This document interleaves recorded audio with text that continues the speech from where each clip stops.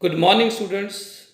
Today we all are here to celebrate our Independence Day, and this one is the India's 74th independence. And I am here to share with you a story of India which is mainly dealing with a commemoration of India's national integration. So, for this, we see India's histories or its nationalism broadly divided into three phases. The first phase here is moderate phase, second phase is related with radical phase, and last but not the least, that was Gandhian phase. So, regarding the moderate phase, first I want to name few famous leaders which were Dadabhai Nauroji, Gopal Krishna Gokhale, and Sundarnath Banerjee. So they believed and advocated that the all methods of the constitutional agitation were required for demanding reforms. They also have a great faith in British and thought that the British would agree to their demands, and they considered British just and kind.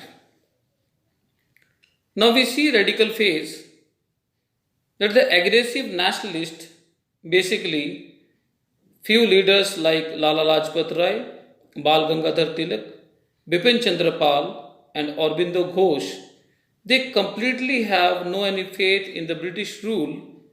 They believe that India could not going to be progress as long as India is under the British rule. And freedom is very much required and necessary for India's development. And the last phase we see is the Gandhian phase. The Gandhian phase is devised a few methods, that was ahimsa and the satyagraha.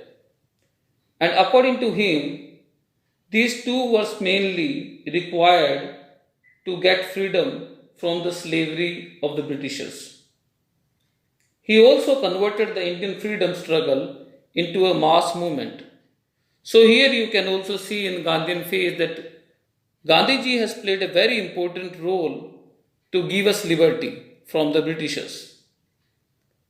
Next we will deal with the partition of India, and here in this map you can see that the two area which was the western Punjab and which later titled as West Pakistan, and the East Pakistan which is presently recognized as Bangladesh was allocated for the Muslim population. Now see what was the story of the partition of India. So the British had laid their roots long ago. Now the Hindu-Muslim rivalry had become severe, and partition of India now could not be stopped. So the partition of India was the partition of British India based on religious demographics. Now this led to the creation of the sovereign states of the Dominion of Pakistan and the Union of India, which took place in 1947 on 14 and 15 August respectively. Regarding the partition of India, there are various facts which are the needed to disclosed. The partition of India was set forth in Indian Independence Act 1947, and it resulted in the dissolution of the Indian Empire and the end of the British Raj. So at the first point of view, we see that partition of India was at least very good, that we were getting freedom from the British Raj, but basically it has various drawbacks. With the decision in favor of partition made, the parties next faced this nearly impossible task of fixing a border between the new states. The Muslims occupied two main regions in the north of opposite sides of the country that we already discussed, and that was separated by a majority Hindu section.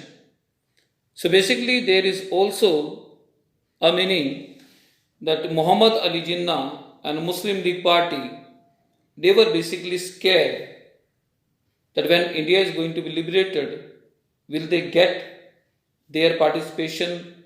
Will they get their right of the politics? So that were the various issue which was in the brain of Muhammad Ali Jinnah and Muslim party. So now in addition, throughout most of the northern India, members of the two religions were mixed, not to mention population of Sikh, Christian and other minority faith. So basically, these situations were targeted mainly on the two community, which were the Hindu and the Muslims.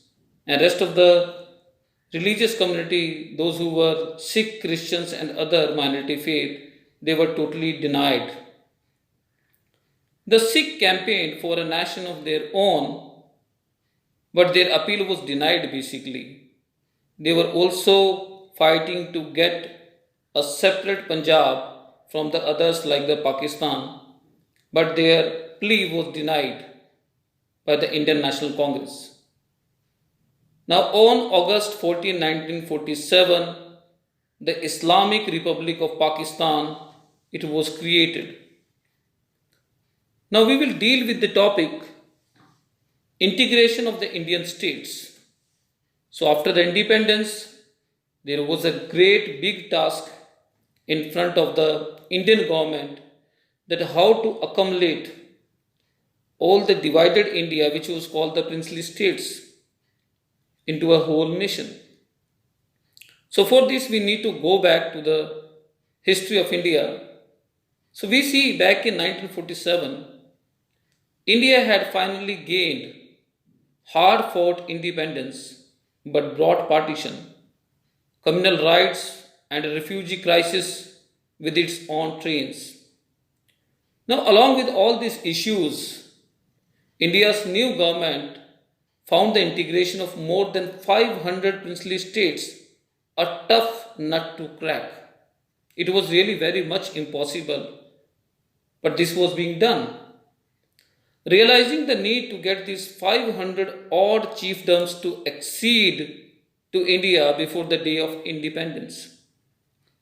So Sardar Vallabhbhai Patel and civil servant Menon began using both force and friendly advice to achieve their integration with the Indian dominion. So for this all purpose, Sardar Vallabhbhai Patel, he made a hard labor. He went area to area, he discussed with the people, even he discussed with the princely states king. And with a very hard efforts, he tried to convince them. And we can also see the fruits of his hard work and hard labor, that Sardar Vallabhbhai Patel's tireless efforts paid off when most of the rulers agreed to dissolution of their respective states, surrendering control of the thousands of villages, jagirs, palaces and institutes, cash balances amounting of crore of rupees and a railway system of about 12,000 miles to the Indian government without receiving any compensation. So this was all the efforts of Sardar Vallabhbhai Patel, that without any doubt the jagirs, villages, palaces, institutes and crores of rupees were dedicating to the government. Now it was not difficult to understand for us that why India's new government found the integration of more than 500 princely states a tough nut to crack. Because you see, communalism was on the peak. Language differences, cultural differences, tradition differences, they were the big problems in front of Sardar Vallabhbhai Patel. But as he was a nationalist leader, and we really proud on him, that he made a difficult task, impossible task, a possible thing. Thus Sardar Patel ensured us, by his calculated methods, the absorption of a multitude of a princely states into the Indian Union. So without a civil war, without any fight, without any chaos, he secured the solidarity of the nation. So this was a very wonderful task which were done by Sardar Vallabhbhai Patel. So we need to salute him for his gratitude, for his partition, that as we are living in a nation, so all the credit goes to Sardar Vallabhbhai Patel and his associates.